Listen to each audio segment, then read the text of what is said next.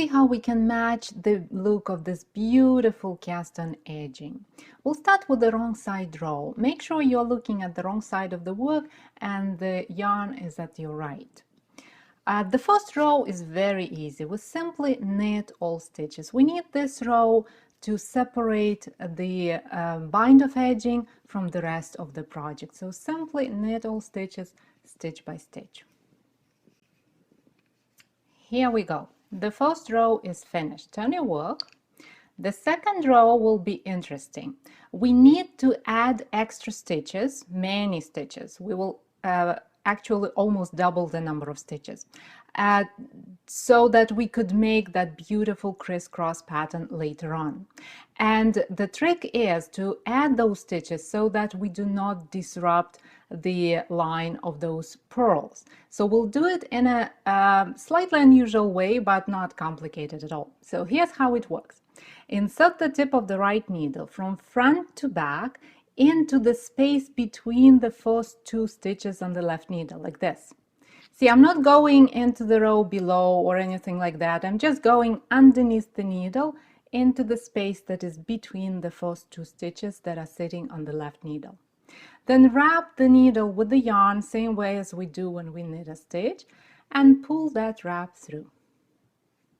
Here's our first additional stitch. And now knit the next stitch. That would be the first stitch from the tip of the left needle. And we keep doing that again and again. So go into the space that is between the first and the second stitch. And if it is not easy to get in there, simply slide the stitches to the tip of the needle and then wrap with the yarn and pull the wrap through. It is a good idea to make those wraps fairly loose because we want to create a nice puffy pattern. So we would need these stitches to be fairly big. Not really too big, but kind of like this big is good. And then do it again. Make a new stitch, knit a stitch. Make a new stitch, knit a stitch, up until you get to the last stitch of this row. And this is going to be my last additional stitch. I knit this one and I have just one stitch left on the left needle. I simply knit this last stitch. So that's how the work looks now. We have a lot of stitches and you can tell the difference between the new stitches, those additional ones, and the regular stitches.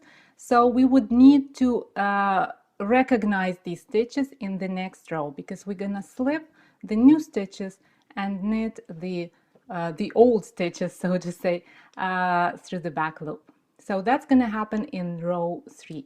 So we knit one stitch through the back loop, and this is that odd stitch that was simply knitted in the previous row. It doesn't have a companion stitch, so we simply knit it through the back loop and let it be. And now comes the pattern repeat. So we knit one stitch through the back loop and make sure that this stitch is the resident stitch, the regular stitch. So you can tell by turning the work like this, and you will see that those extra stitches, they are longer. So we are not knitting those. We bring the yarn to the front of the work and we are slipping those, but we need to twist them even more so that we get those cross stitches. So to twist that stitch, we insert the tip of the right needle from left to right into the back loop like this. So we go all the way, I'll show it clearly, like this. So you go into the back loop, but from left to right, like this. And then slip it from the left needle to the right needle. And we do it with the yarn in the front of the work. So now bring the yarn to the back of the work and knit one stitch through the back loop. Yarn to the front of the work, slip the stitch with the twist. And then keep repeating the same steps. And the last pair of stitches, I knit one through the back loop and slip one with a twist. And it's okay that the yarn is at the front of the work and this stitch is kind of loose. That's fine. We'll deal with that in the next row. So the next row is gonna be the final row. We're gonna do quite a few things in this row. We're gonna bring the number of stitches to the original number, so we're gonna get rid of those extra stitches. Then we're gonna bind off stitches, and we're gonna also do something very interesting to form the those kind of knot-like elements, and it's gonna all happen in the next row, so stay with me. It starts with knitting 2 stitches together through the back loop. So make sure that the first stitch that's sitting on your needle is the additional stitch, the one that was slipped in the previous row. So we knit these 2 stitches together through the back loop like this. Now we're gonna make the first knot-like element that's gonna be sitting at the very top of the bind-off edge. And to do that, take the working yarn in your right hand and wrap this yarn around this stitch that's sitting on your right needle clockwise. So we go to the right, to the front, and then to the back again, like this. So we're simply making a wrap around this stitch. And that's going to be our kind of knot-like thing. Then knit the next 2 stitches through the back loop again, and again the first stitch is going to be the extra stitch, and the stitch at the back is going to be the regular stitch. And pass one stitch over the other, same way as we do when we bind off stitches. And now we do that wrap again. So we bring the yarn to the right, to the front, and then to the back again. And we keep repeating these actions to bind off all stitches. So knit 2 stitches together through the back loop, pass one stitch over the other, then take the yarn in your right hand, make that wrap, and do it again and again. So I bind off these stitches, make a wrap, and now I have just 1 stitch left on the left needle, so I'm gonna knit that stitch through the back loop, bind it off, and that would be it. Now I'm ready to cut the yarn.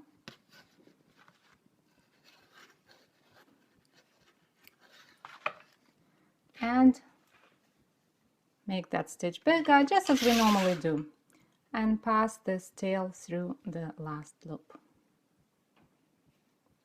Here we go. This is the bind-off edging that looks very similar to this cast-on edging. They both have those criss-cross patterns, and they have the texture that is looks like a line of knots. The bind-off edge has it at the top, and the cast-on edge has it at the bottom.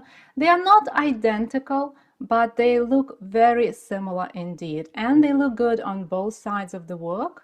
So that's how the wrong side looks like. So they make perfect pair to use on a scarf or a blanket or a cowl.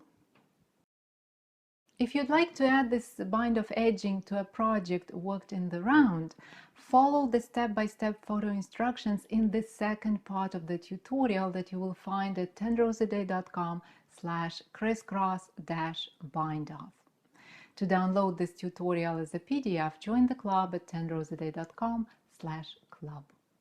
Thank you for watching this video and have a wonderful week. I'll see you in the next tutorial.